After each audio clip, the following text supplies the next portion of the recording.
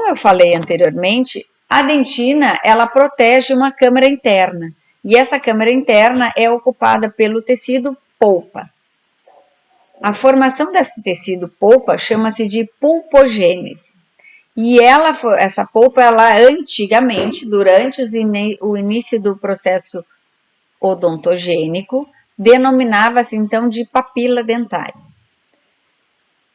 O nome polpa recebe essa região ou esse tecido a partir do momento que ela já tem as características de um dente maduro. Que características são essas? Vão ocorrer nela células do tecido conjuntivo frouxo, e predominantemente fibroblastos. Também ocorrerá nesta região interna do dente vasos sanguíneos, capilares sanguíneos e capilares linfáticos, bem como terminações nervosas. Então, esse tecido que antigamente, essa região que antigamente denominava-se papila dentária, recebe o nome de polpa quando ela estiver madura, e isso vai ocorrer a partir do estágio de coroa da odontogênese. Então, gente, não é que o nome de papila para polpa ocorre quando se visualiza já as duas matrizes, dentina e esmalte, na região da coroa. E sim porque a região central estará madura quando o dente estiver na fase de coroa, que também é visualizada externamente as duas matrizes, dentina e esmalte.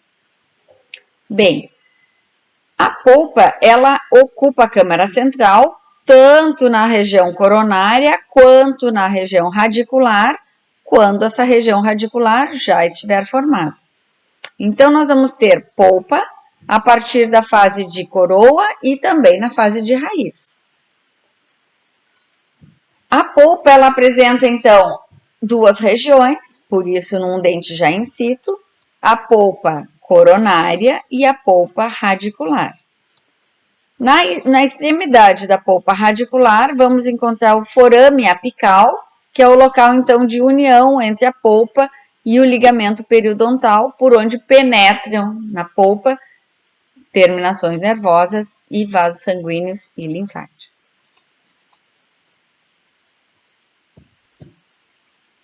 O que apresenta, então, que regiões tem esta polpa? A primeira de todas elas, ela é habitada por odontoblastos maduros, e esses odontoblastos maduros ficam alojados o seu corpo celular dentro da polpa. Todo o seu prolongamento fica lá na dentina, mas o corpo do odontoblastos fica na polpa, recebendo toda a nutrição dos capilares sanguíneos que a polpa lhe oferece. Então, nós dizemos que essa polpa tem uma região periférica e uma região central. A sua região periférica tem duas zonas. Uma zona chamada, que é a mais periférica de todas, chamada então de zona odontoblástica. Então, essa zona odontoblástica, aqui nós temos um corte perpendicular a um dente, tudo isso aqui que eu estou percorrendo externamente aqui com a setinha é a dentina, e a polpa ocupa toda essa câmara interna, então nessa imagem mais da esquerda. Essa borda aqui, celular periférica, é formada pelo corpo dos odontoblastos. Então, o corpo dos odontoblastos ocupa a região periférica. Ela está aqui. Tá? Aqui nós temos, então, a chamada zona odontoblástica. Essa zona odontoblástica, ela é representada, então, por um epitélio pseudoestratificado, ou seja, o núcleo dos odontoblastos ocupa diferentes alturas, e o seu prolongamento não fica dentro da polpa. Só o início dele, mas depois já estará mergulhada na dentina, o prolongamento. Abaixo dos odontoblastos, existe uma zona chamada de subodontoblástica.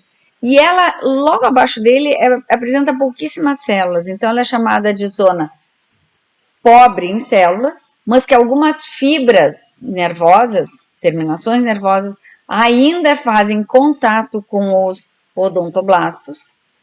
Então, são chamadas de fibras amielínicas nessa região. E também existem alguns vasos sanguíneos. E abaixo, né, mais próximo da região central, dessa região subodontoblastica, nós vamos encontrar uma região mais rica em células. E aí são células não diferenciadas. Então, são chamadas ainda de algumas células tronco ou células mesenquimais. Na imagem mais da direita, aqui nós temos então a região 1 como zona odontoblástica e depois a região, a marcação B e A, ou A e B, como fazendo parte da região subodontoblastica. Então, A, a região pobre em células e B, a região rica em células.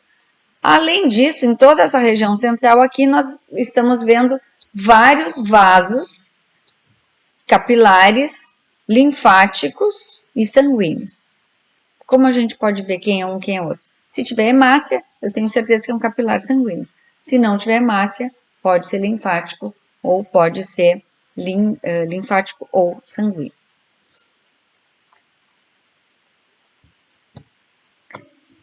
Esta presença, tá legal? Esta presença de terminações nervosas abaixo, na região então subodontoblastica, pobre em células, é a responsável pela sensibilidade da dentina. A sensibilidade dentária, ela é diferente diferente em vários indivíduos. A sensibilidade dentária é a percepção de mudanças de temperatura percebidas pelo dente. Bom, como que se percebe essas diferenças de temperatura? Inicialmente, se imaginava que existiam terminações nervosas que penetravam até a dentina, ou seja, elas também percorriam os túbulos dentinários junto com o prolongamento dos odontoblastos. Mas se comprovou que isso não existe, que não ocorre, essa terminação nervosa não penetra dentro da dentina. Então, essa hipótese foi descartada.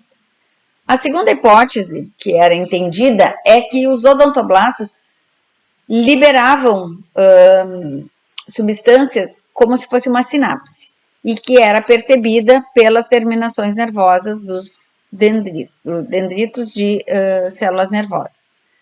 Também foi comprovado que os odontoblastos não têm essa capacidade de transmitir uma informação para terminações nervosas, para dendritos.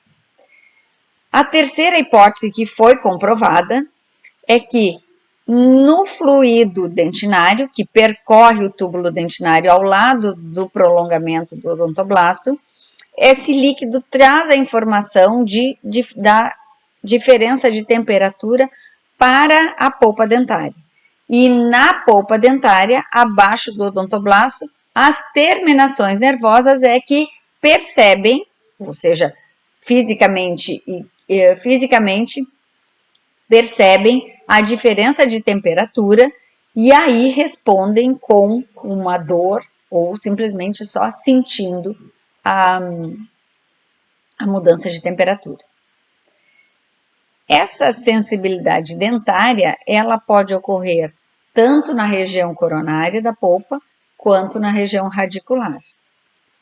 Entretanto, o que fica acima da dentina tem uma responsabilidade maior sobre a sensibilidade dentária. O esmalte que fica recobrindo a dentina coronária, ele impede ou ele dificulta a sensibilidade dentária. E o cemento, que fica externamente à dentina radicular, ele facilita um pouco mais, por ser menos extenso, ele facilita um pouco mais a sensibilidade dentária. E se um dente estiver com a sua região radicular exposta, como no caso de uma retração de gengiva, onde o periodonto de proteção, que fica na região cervical, estiver rebatido, como esse esmalte não existe mais a partir da região cervical, e ali estará presente já apenas o cemento, externamente a dentina, o cemento tem uma condição mais fina do que o esmalte, e a sensibilidade dentária estará mais propensa de ocorrer. Então, a polpa dentária percebe mais facilmente na região radicular do que na região coronária estas mudanças de temperatura. Tá bem?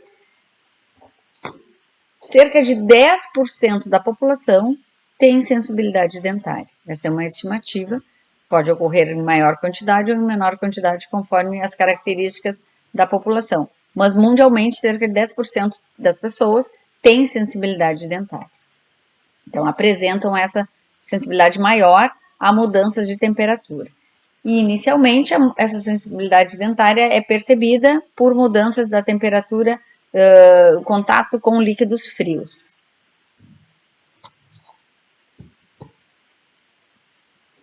Toda essa história, essa novela que eu contei para vocês, então, chama-se teoria hidrodinâmica, que é a teoria dos fluidos, do fluido dentinário. Bem, que tipos de nervos, então, existem nessa polpa dentária? Esses nervos começaram a chegar, ou começaram a se organizar no ectomesênquima lá quando a papila começou a ser formada. Então, desde a fase de capuz, naquela região ao redor do órgão do esmalte, começou a se organizar ali capilares sanguíneos e também inervações. Que fibras, né, existem dentro dessa polpa dentária? Essas fibras ficam organizadas inicialmente num complexo, tá? Num plexo, chamado então de Hauskopf, é um nome russo, né? E elas são de dois tipos, ocorrem dois tipos. Fibras mielínicas, que transmitem o impulso mais rapidamente, e fibras amielínicas, que transmitem o impulso saltatório, né? E de forma diminuída, ou em velocidade mais lenta. As fibras mielínicas, elas são a maioria do tipo A, e as amielínicas, a maioria delas são do tipo C. Essas fibras, então, mielinizadas, né, do tipo A, elas são associadas, são as primeiras, então, associadas à sensibilidade dentária, e elas são associadas àquela dor rápida e localizada. Quando um dente apresenta já um processo inflamatório, com uma dor longa e persistente, chamada então de dor crônica, as fibras que estarão atuando ou sendo acionadas são as fibras amielínicas, que têm um diâmetro diferente, um diâmetro então um pouco menor, e estarão sendo acionadas nos processos inflamatórios. Então, em processos inflamatórios, estarão sendo acionadas fibras amielínicas, e em processos de sensibilidade dentária, as fibras